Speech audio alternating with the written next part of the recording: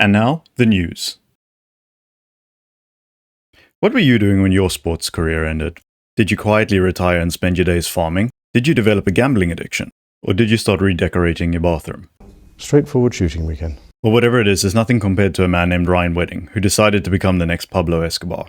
And if you think I'm exaggerating, he's part of the FBI top 10 list, and he has a $15 million bounty on his head. Thing is though, he might be living out the narco's dream life, but he's also a bit of a car man, and he hasn't kept his cars as close to his chest as he has his location. The FBI have recently seized his CLK GTR roadster, one of the rarest cars in the world. The car is valued at $13 million, and will likely go up for auction at some point in the future. When I initially read this article, I panicked a little bit, because we've all heard the stories about drug dealer cars that end up getting scrapped. I did some research though, and it turns out cars like this generally don't get scrapped. They end up on auction, and they go to a good home. So if you just happen to have 13 million plus lying around and are in the market for a CLK GTR Roadster, keep an eye on RM Sotheby's. They'll probably be bringing it out soon.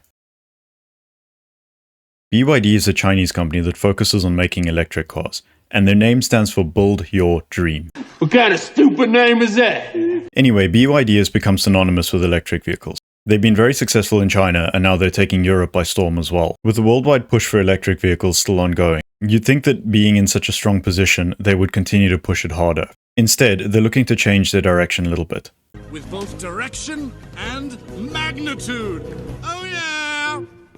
And this comes in the form of a hybrid powertrain, but not your traditional hybrid powertrain either. They're developing a boxer motor that's going to act as a generator for the electric motors. This will help to extend the range of the car, and under certain conditions, it'll also be able to power the rear wheels. The benefits of using a boxer motor for this are big, because you can keep the center of gravity low, and under idle and low load conditions, the motor is barely louder than the electric motors.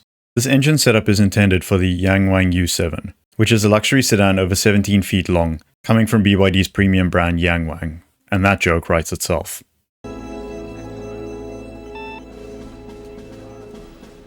Colonel, you better take a look at this radar. What is that? That looks just like an enormous... Wang! Pay attention. I was distracted by that enormous flying... Johnson, Yes, sir. get on the horn to British intelligence and let them know about this. So do you have a job? I just grow.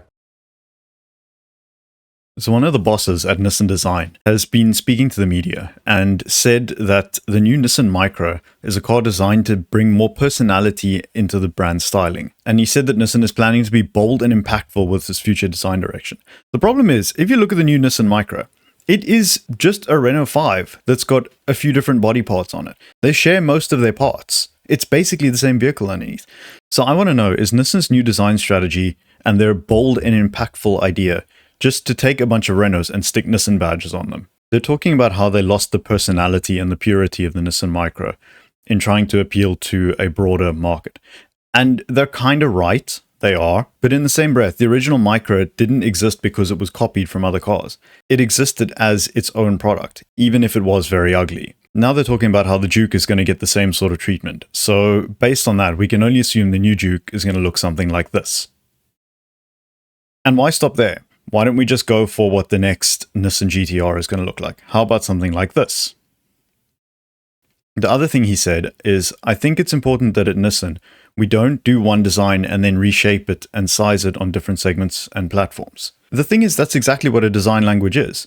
You take a general concept and you apply it across your range so that when people see the vehicles, they know that's a BMW, that's a Merc, that's a Nissan, etc., etc. Now all that's going to happen is that everybody who sees a Renault or a Nissan or a Mitsubishi is just going to say, well, it's a Renault, because they all look like Renaults, because they are all Renaults. I mean, we're seeing the same thing with Mitsubishi trying to relaunch in the UK.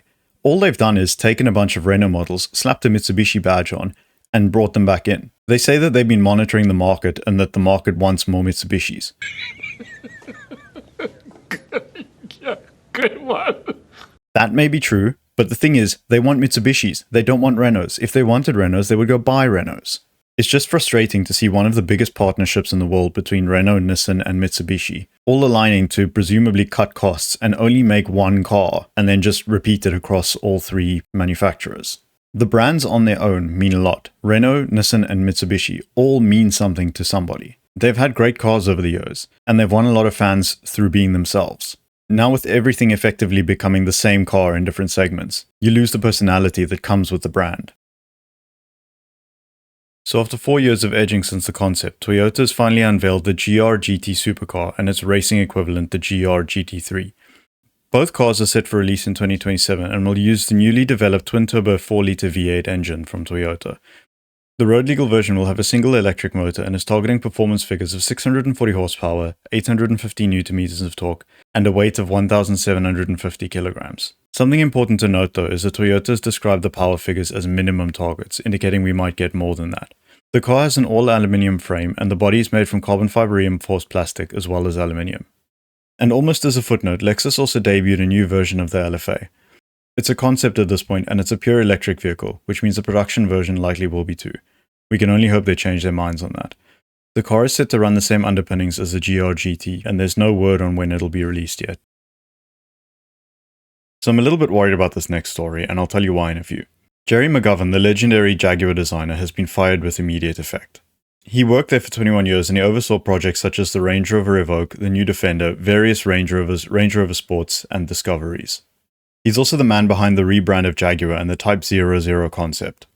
There's a lot of speculation as to why he was let go, although the fact is that a new CEO started there 2 weeks earlier. PB Balaji is the CFO of Tata Motors, the company that owns Jaguar Land Rover. He's retaining his position as CFO of Tata Motors, but also taking on the CEO role at Jaguar Land Rover, with the goal being to get the company back on its feet.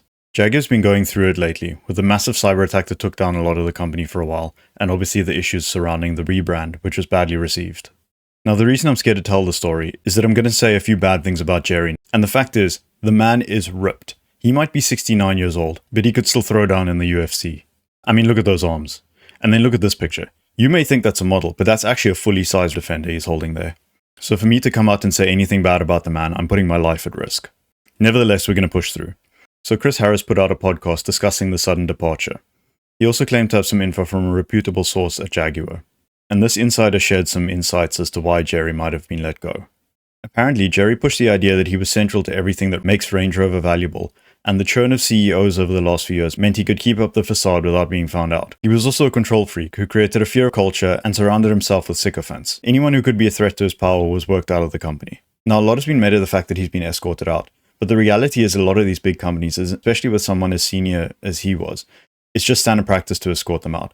I mean, if you take away someone's passes, how are they supposed to get out of the building anyway? I mean, there is of course the alternate scenario, where the new CEO walked in, whipped it out, slapped it on the desk, and said, "I'm in charge now," which Gerry didn't take very well. Most notably because apparently he walks around the building like he's got two dongs, and didn't want to get into a sword fight. After it escalated and Gerry threw that Land Rover at the new CEO's head, he was escorted out by British Armed Forces. So where does Jaguar go from here? Well, the rumors are that they're going to reverse all of the mess that they've made over the last year. The Type 00 Concepts production version has already been spotted around town, which means it'll be difficult to throw it all away right now. But the reality is none of this whole rebrand was well received, either by the general public or by people who actually buy Jags in the first place. So it's very possible this CFO was brought in from Tata specifically to steady the ship and to set JLR back on the right path. The fact of the matter is the market for luxury saloon cars just isn't really there. Porsche's proving it with the Taycan. It's a fantastic car, but the reality is the value falls off a cliff the second you buy it. Depreciation in that segment is ridiculous, and it's why a lot of manufacturers just aren't bothering with it, deciding to stick with SUVs instead. So we'll see, but this is a very big decision for the company to make, and only time will tell whether it was the right one or not.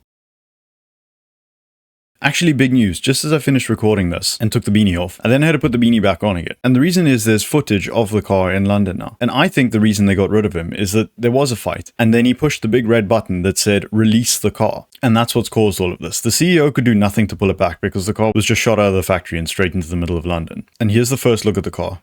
You know, I hate to say it, but I really do like the look of this car. It looks like some kind of futuristic Batmobile.